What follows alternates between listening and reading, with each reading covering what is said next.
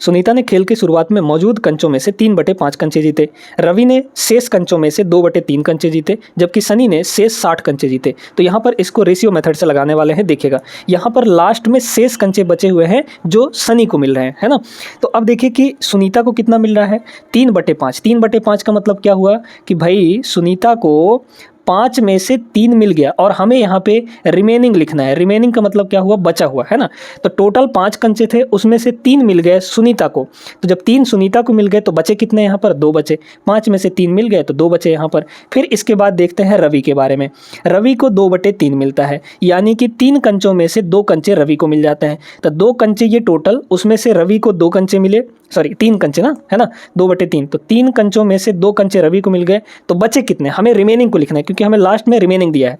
तो 1 कंचा बचा, ठीक है। अब ओवरऑल जो लास्ट में बचेगा वही तो होगा सनी का, है ना। तो निकाल लीजिए सक्सेसिव से। 5 × 3 ये हो जाएगा 15, है ना।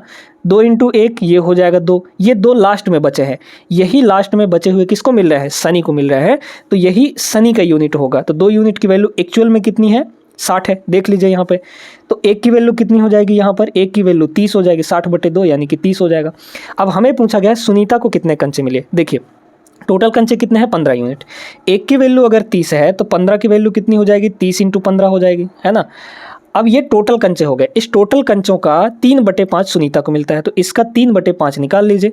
3/5 निकालेंगे तो ये सुनीता के कंचे निकल आएंगे, है ना, सुनीता के कंचे। तो इसको काटेंगे 5 से, ये 3 बार में कटेगा, तो 3 × 3 = 9, 3 × 27 यानी कि 270 कंचे सुनीता को मिले हैं। ऑप्शन नंबर डी इसका करेक्ट आंसर होगा।